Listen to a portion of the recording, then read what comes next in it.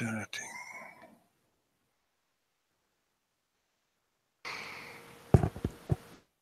Greetings, everyone. Welcome to our Saturdays with Tara Hangout on Air. I'm Mary Beth at the Law of Attraction Club, and we're on the web at the loaclub.com. On these Hangouts, we collaborate with our friends Tara.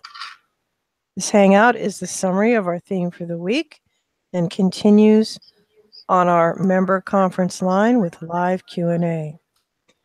Today's topic, a chapter from the upcoming book, Life on Earth, the User Manual.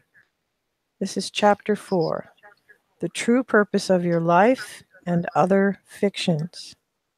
You can get invites to our open calls, which we offer periodically, and our free letting go process by going to the loaclub.com. So now we welcome Robin and Tara.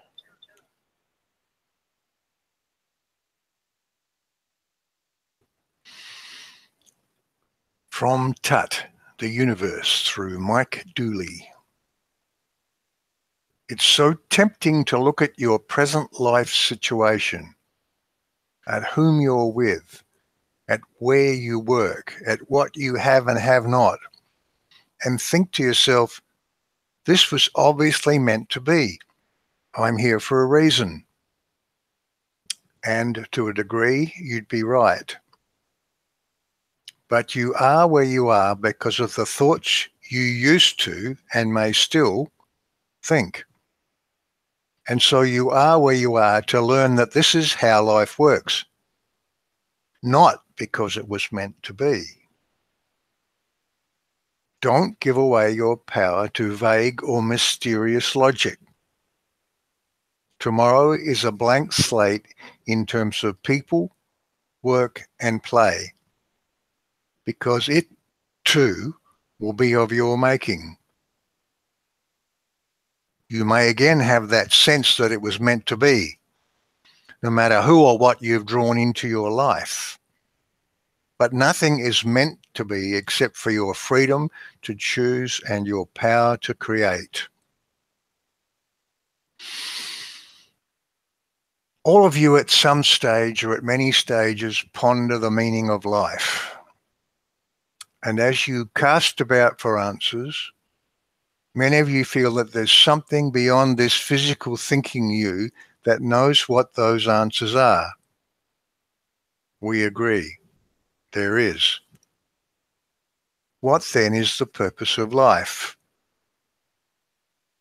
Well, let's look at this from two perspectives, life in general and your life in particular. And let's first define what life is, because we're certainly not talking about life and death in the way you earth creatures commonly talk about it.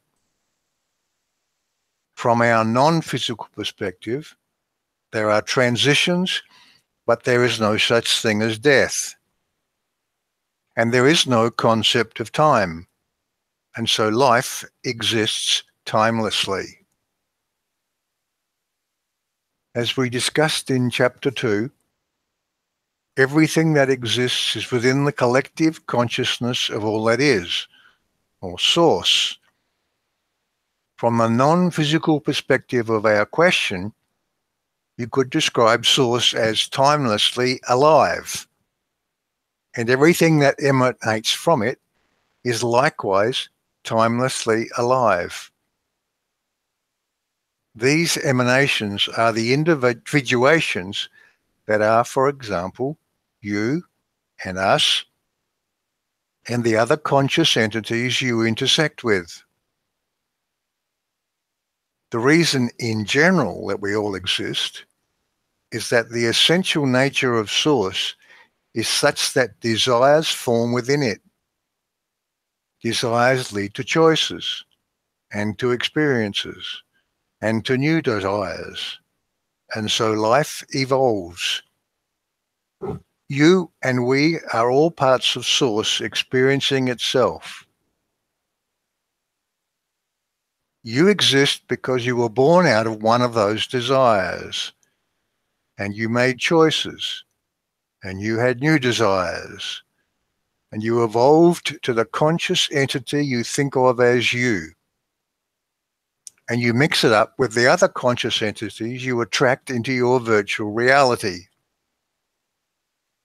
So after a gazillion choices, here you are in this adventure called life on Earth, an illusion which exists solely for the purpose of having experiences, making new choices, and joyfully creating new things. Some of you choose to believe there's something godlike, separate from you, omnipotent and all-seeing, that created you and put you here. And you further choose to believe that this godlike entity must surely have some divine purpose for your life. And if you can just find out what that purpose is and accept it and get into alignment with it, then all will be well. You will have found your groove. Things will flow, and life will at last be meaningful and joyful and fulfilling. At this point, we have parted company a little, because if you're seeking to know your life's purpose, and if you push that decision off to some higher power, then your happiness depends upon really knowing the mind of that godlike entity. We would just say this: if you've chosen to believe that there's a God that has a purpose for you, and if that feels right to you, and it feels good to you, then for as long as it continues to feel good, go for it. You always have the freedom to make these choices. As Abraham through Esther Hicks is wont to say, you are so free you can choose bondage. And indeed you can. But we would suggest you may be a bit like Alice in Lewis Carroll's Alice's Adventures in Wonderland. Would you tell me, please, which way I ought to go from here? Alice speaks to the Cheshire Cat. That depends a good deal on where you want to get to, said the cat. I don't much care where, said Alice. Then it doesn't matter which way you go, said the cat. We know where you want to get to. You're all joy seekers. You're looking for a path to peace and power and fun and freedom. And it truly doesn't matter which way you go. Our intent here is to share with you our perspective, which in turn can become part of your perspective. We invite you to see that there's a greater context within which you are free to make that choice, or any choice at all. That something beyond this physical thinking you, of which we spoke earlier, that knows what you're doing here, is what some call your higher self. We would describe it more as a connection, the always present connection you have to the universal consciousness of all that is. You all have a story, and for each of you, your story is unique to you. There may be similarities to the stories of others, because, after all, those with whom you intersect are always going to be a match to you. But your story is your story. It's a story about a physical world and a non-physical world. It's an adventure with a past and an adventure with things to come. You created it and you stepped into it. You're here to experience the excitement of mixing it up with those other characters you've attracted, including us. You're here to create new chapters with new twists to the plot. You're the author, director, and the leading actor all in one. You're here on the leading edge of creation. Whoever you are, We can tell you some things about your story. Mostly it's a work of fiction. But there are some things you didn't make up and you cannot change. Like any work of fiction, it has a non-fictional foundation. That you are a part of, an always connected extension of, source, is non-fiction. That the law of attraction organizes everything is non-fiction. It orchestrates everything in our experience and everything in your experience. Those are the absolutes about you and us and every consciousness in every realm. But everything else is fiction. And all of that can be rewritten. Even your so-called past. There's something else that's fundamental about your story. There are parts of it that are wanted, and there are parts that are unwanted. That's also the nature of life everywhere, in every realm. And it's certainly true about this game of life on Earth. You all experience contrast. And as we respond to your questions about how to create more of the wanted bits and less of the unwanted bits, we find that it helps if we can persuade you to lessen just a little your grip on the reality of it all. Our intent is to encourage you into an increasing and ever-present aware of the context of your existence. We're going to discuss some examples of fictional elements that you might have in your story. But before we do that, let's be clear once again that we are not trying to talk you out of any part of it. No story is inherently better than any other. No story is more worthy than any other. All stories are created equal. You chose this experience for the fun of it. And neither we nor any godlike entity sits in judgment about any of it. You chose to be here in this story. And we delight in these intersections we have with you, where we are, in effect, engaging in your story through these interactions. So let's look at those examples.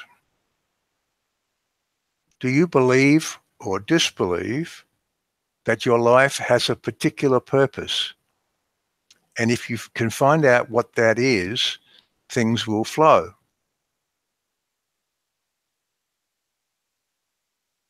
Do you believe that your physical body will age and deteriorate, eventually causing your death?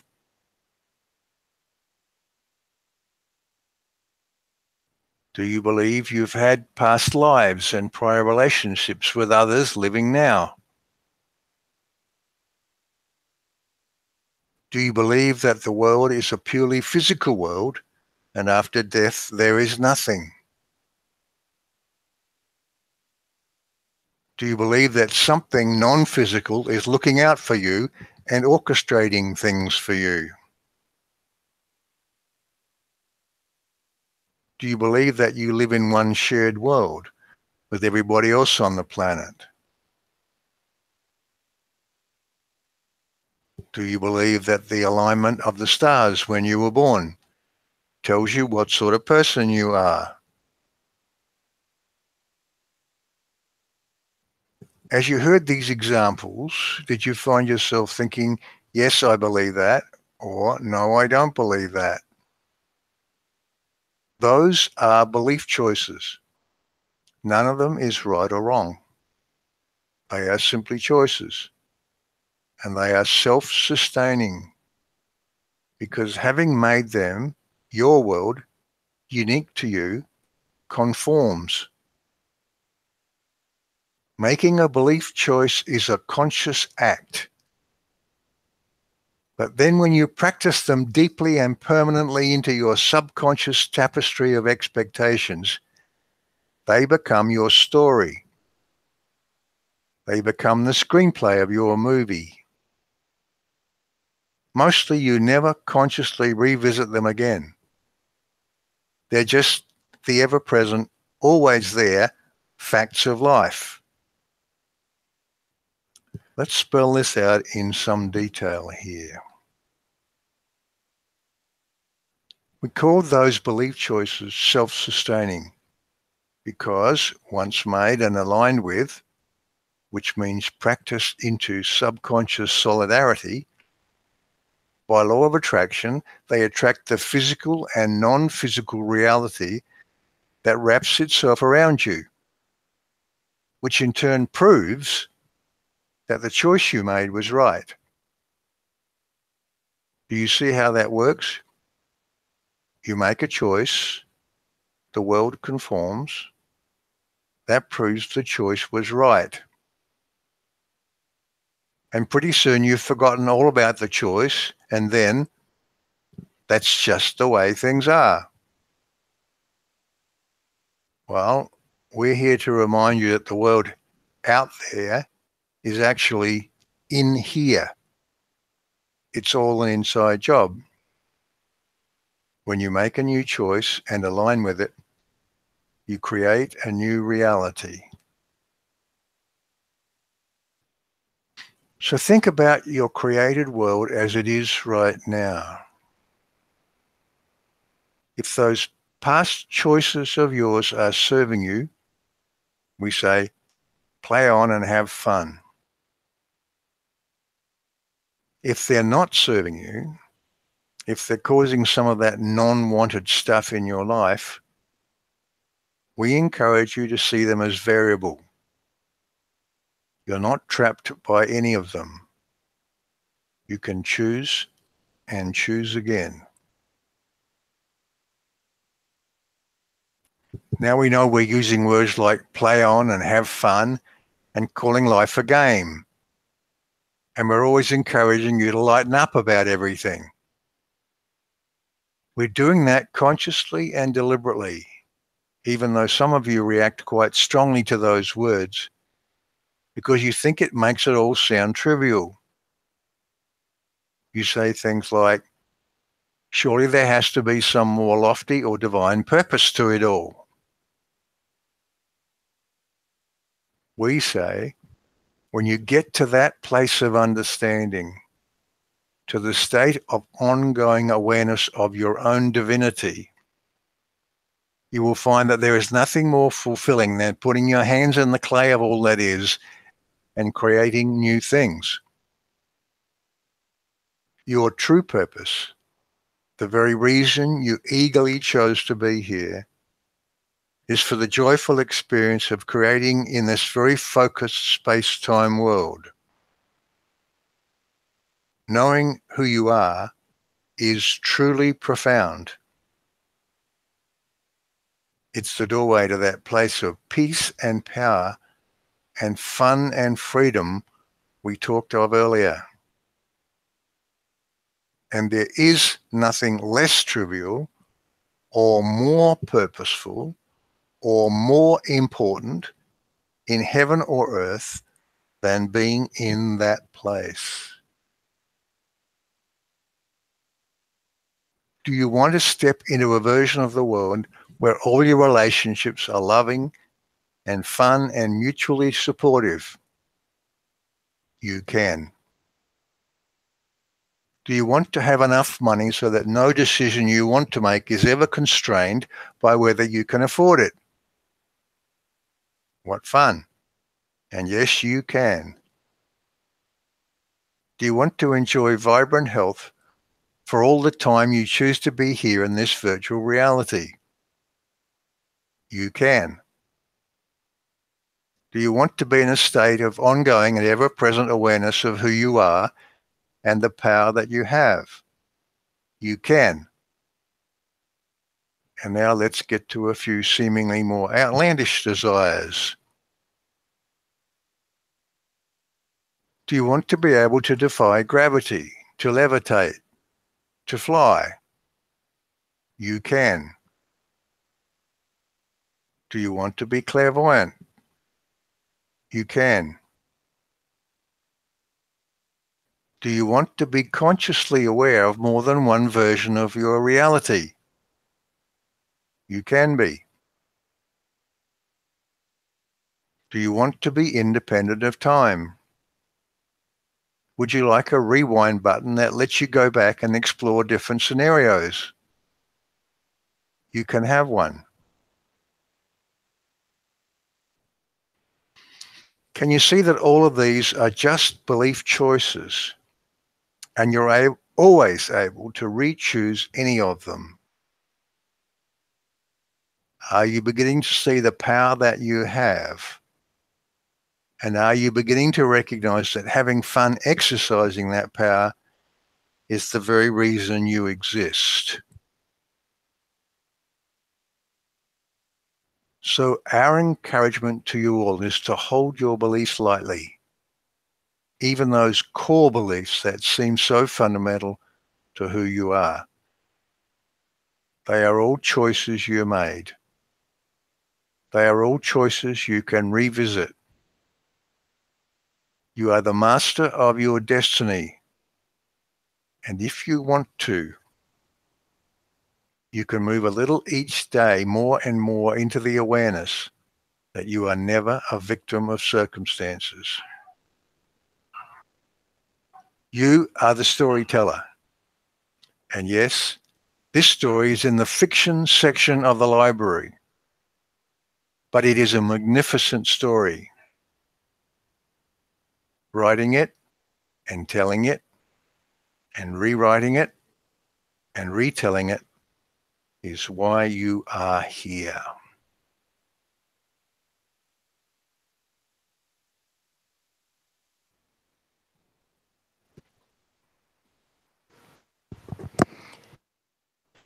This Hangout on Air was a summary of our theme for the week. We do 3 live calls a week with Q&A for our members on Tuesdays, Thursdays, and Saturdays. You can become a member by going to the loaclub.com/join. And now our longer discussion continues with live Q&A on our member conference line.